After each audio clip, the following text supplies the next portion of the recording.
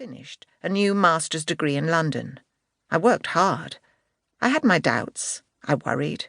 We scraped by. Just. But it was a life full of love, warmth, and happiness. I might have been impulsive, but I was also always very organised and structured. It wasn't chaotic impulsive. It was life-affirming impulsive. In England, I found my voice. Literally. I found it in a language that wasn't mine by birth, and I became a writer. I was older, but still not wiser.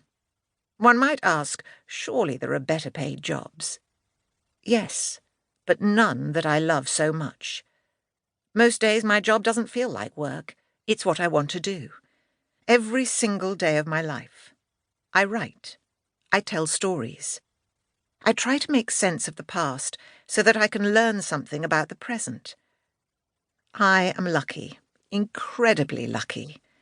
It could have all gone horribly wrong. But it didn't. Until now, I have had the privilege of having lived my life. I'm also very aware that it might not always remain like this. There have been times when my ferocious appetite for independence became egotistical. I'm sure my daughter would have preferred not to move as frequently as we did. But despite these upheavals, she turned out to be a beautiful human being, and I became an adult as I grew up with her. That little girl grounded me and anchored my determination to be free into something bigger, to be a good person. She enabled me to find a balance between being free-spirited and being responsible. We live in a world in which we tiptoe along a thin line between free will and selfishness, between self-determination and narcissism, between empathy and righteousness. Underpinning everything are two crucial questions. Who am I as an individual, and who am I as a member of a group and society? I live in London, a big, dirty metropolis full of people, where every morning hundreds of thousands of commuters pile into the tube to travel to their workplaces. As they push against each other in this great human wave, they share a physical space, but they're also each in their own world. They stare at their small flickering screens, reading emails, checking social media accounts, playing games, or scrolling through photos. It's a city where in front of Big Ben or St. Paul's Cathedral, tourists hustle for the best spot to take the perfect selfie. But it's also a city where people risk their lives helping others in stabbings or terrorist attacks, and where people look after their neighbours. We've entered into a social contract with those who govern us. We've accepted the laws that frame the society in which we live, though not in perpetuity. They are negotiable. Laws can be revised or changed in order to adapt to new circumstances. But are there moments when I as an individual, or we as a society, can protest or even violate these laws? Mostly these changes happen gradually. They are discussed, voted on, and then implemented.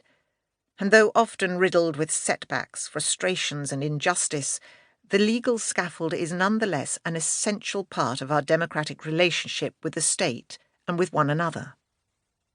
Sometimes the changes are more radical, or only temporary.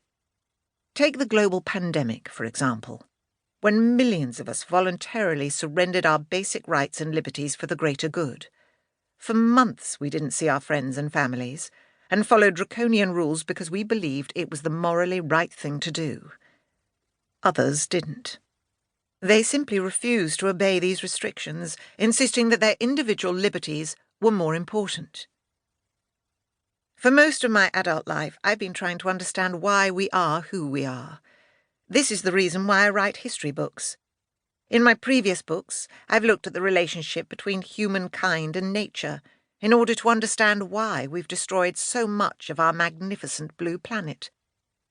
But I also realise that it's not enough to look at the connections between us and nature. The first step is to look at us as individuals. When did we begin to be as selfish as we are today?